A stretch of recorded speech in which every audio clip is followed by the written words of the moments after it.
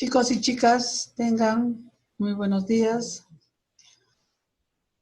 Hoy nos encontramos en una nueva clase y el tema que vamos a tratar el día de hoy es la vida y la moral. Vamos a leer un eslogan que dice: tu moral rige tu vida. No pretendas con ella dirigir la vida de los demás. ¿Qué será la vida moral? La palabra moral suele referirse a las acciones correctas, justas o injustas de las personas. En cambio, la palabra inmoral se emplea para señalar las acciones que van en contra de lo que se valora como correcto o bueno. Los animales no pueden ser buenos o malos porque no tienen conciencia moral. Por ello, se les considera amorales. Pero incluso nosotros ejecutamos una serie de acciones que son amorales. Ejemplo, el acto de comer no es moral ni inmoral, sino es amoral. Es decir, nadie es bueno o malo por comer. En ese caso, como en muchos otros de la vida diaria, nos damos cuenta de que las personas siempre estamos considerando lo que es o no es correcto hacer. Esta capacidad de reconocer qué debemos hacer en una situación determinada es la que nos distingue de los demás seres vivos y refleja nuestra naturaleza moral. Ahora vamos a ver los fundamentos de la vida moral.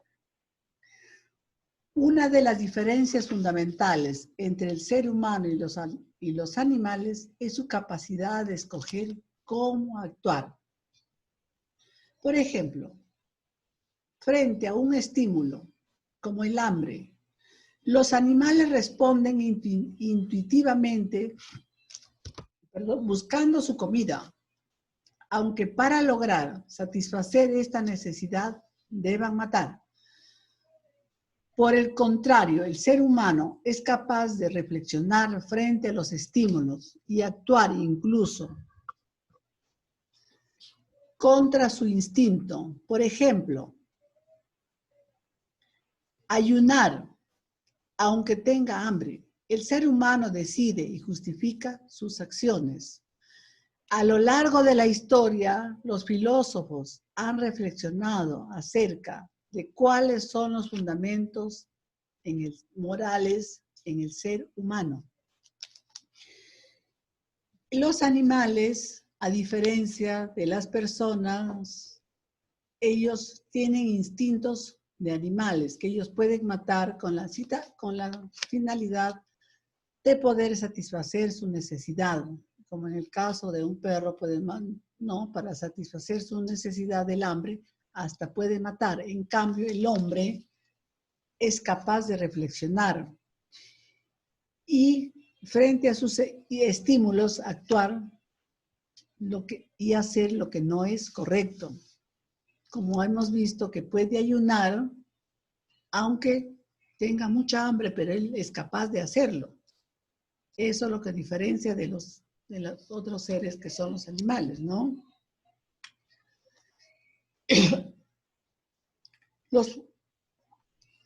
El razonamiento y la fundamentación. Para algunos pensadores de la antigüedad, el fundamento de la moral está en la capacidad de argumentar, razonar y fundamentar el porqué de nuestras acciones morales. Los seres humanos podemos distinguir entre lo que es bueno y malo y, además, expresar las razones de ello. Los sentimientos. ¿Qué cosas serán los sentimientos? Desde las épocas modernas se ha sostenido que los hechos no son malos o buenos en sí mismos, si no los valoramos de acuerdo con la impresión que nos causan. Así, si un hecho nos ha provocado desagrado, lo catalogamos como malo. En cambio, si nos ha producido agrado, lo valoramos como positivo o bueno. Por ejemplo, si vemos a un grupo de jóvenes ayudando a algunas personas necesitadas, sin esperar nada a cambio, nos produce un sentimiento positivo de simpatía, de valoración, de admiración sobre todo, ¿no? Por lo tanto, catalogamos el hecho como una acción buena. ¿Qué será la libertad? Otros pensadores plantearon que el fundamento de la moralidad estaba en la libertad para elegir lo correcto y evitar hacer lo incorrecto. La dimensión moral de los seres humanos no se puede comprender sin la libertad, porque tiene sentido indicarle a alguien qué conductas debe tener y cuáles debe evitar si no tiene libertad para hacer lo contrario en cada caso. La libertad es que las personas pueden hacer lo correcto y evitar hacer lo incorrecto, ¿no? Tienen la libertad de hacer bueno y evitar hacer lo malo. Esto es lo que nos quiere decir. La ética y la moral. Ética y moral son términos que tienen un significado parecido, pero no son iguales, ¿ah? Por lo que algunas personas lo emplean indistintamente. Sin embargo, existen algunas diferencias entre ambas. ¿Qué cosa será la moral? La moral es el conjunto de normas que rigen a las personas y a las sociedades en la vida cotidiana. ¿Qué es la ética? La ética es la reflexión que hacen los filósofos acerca de la moral. Nosotros acá vamos a decir qué será la moral. Para mí la moral es un conjunto de normas, creencias, valores y costumbres que dirigen y guían la conducta de las personas. ¿Y qué cosa será la ética? La ética estudia la conducta humana, lo correcto y lo incorrecto, lo bueno y lo malo. Eso es ética, ¿no? Acá vemos la ética tiene carácter moral y la moral tiene valores, ideales, normas de conducta.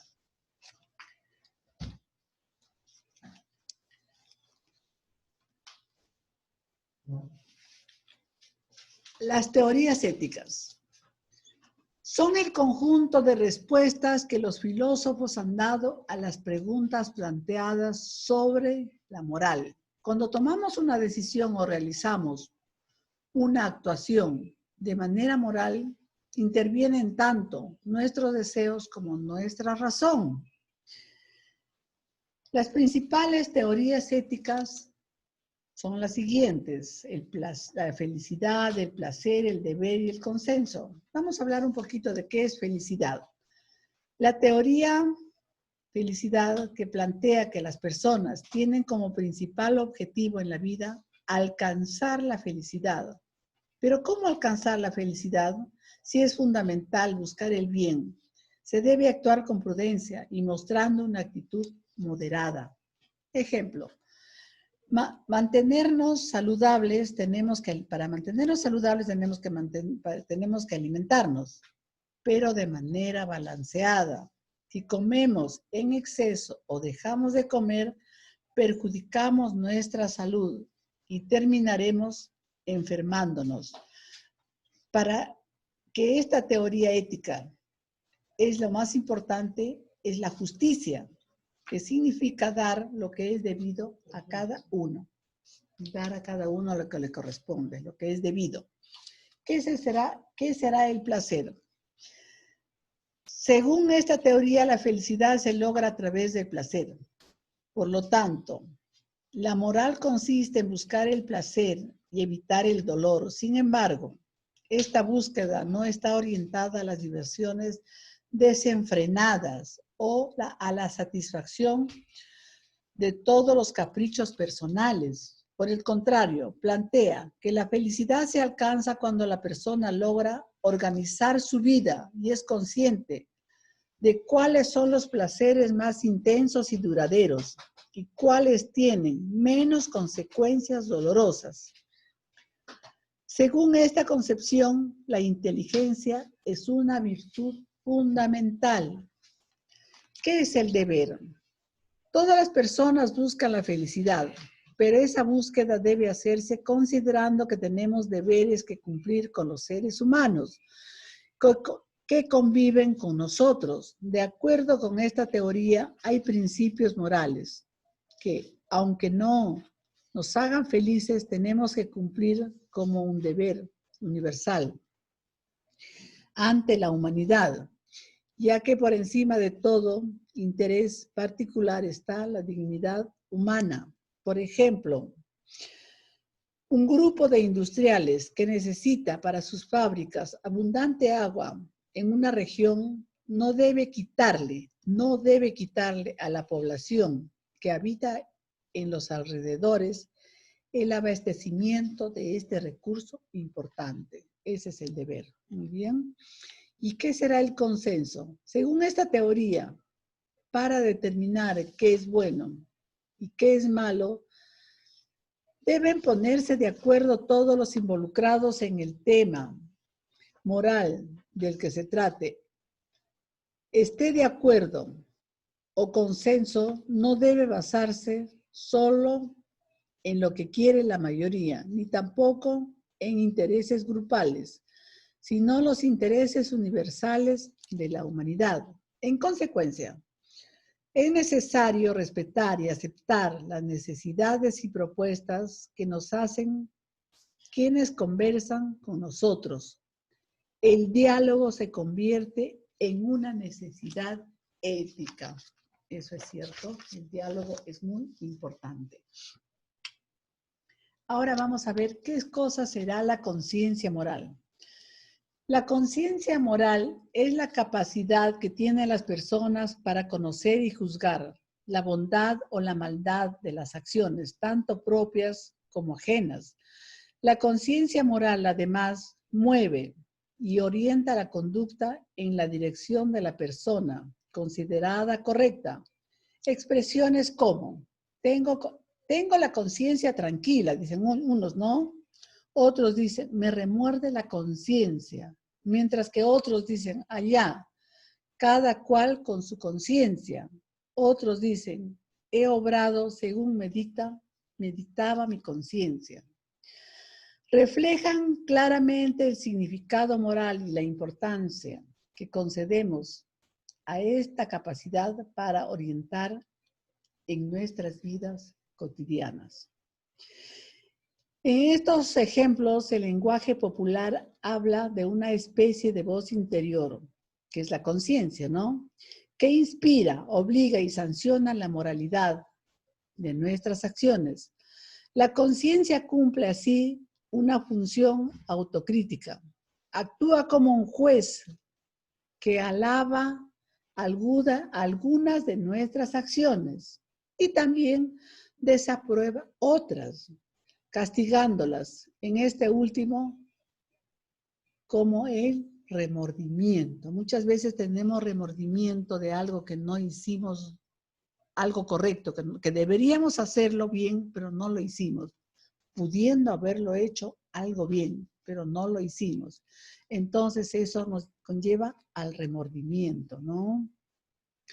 Obviamente, si un ser carece de conciencia moral, como es en el caso de los animales o de los bebés, es absurdo responsabilizarlo por alguna acción. Solo podemos hablar de responsabilidad cuando se trata de seres libres y conscientes que han tenido capacidad de elección y el conocimiento moral necesarios para ser dueño de sus actos. Ahora vamos a hablar de la autonomía moral. ¿Qué cosa será autonomía moral?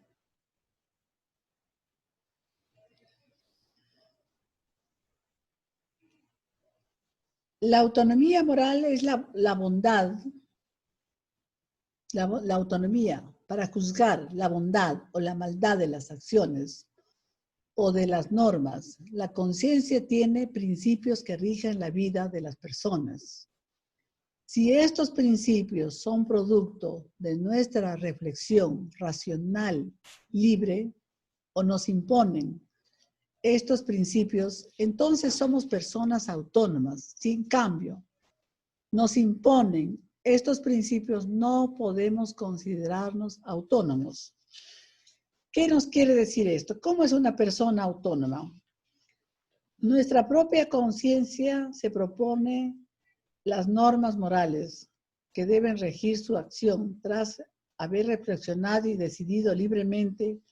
Todos aprendemos las normas de la sociedad en que vivimos, ya sea de la familia, en la escuela. Es decir, es un principio que vive fuera. Por eso significa que perdamos la autonomía. Actuamos de forma autónoma. Si decidimos reflexivamente nosotros qué normas consideramos buenas y si podemos fundamentar esas decisiones. Entonces, se dice que soy autónoma porque tengo la capacidad, ¿no? La capacidad de ser una persona que puede ejercer independientemente sin otra persona o cosa, ¿no? Ser independiente.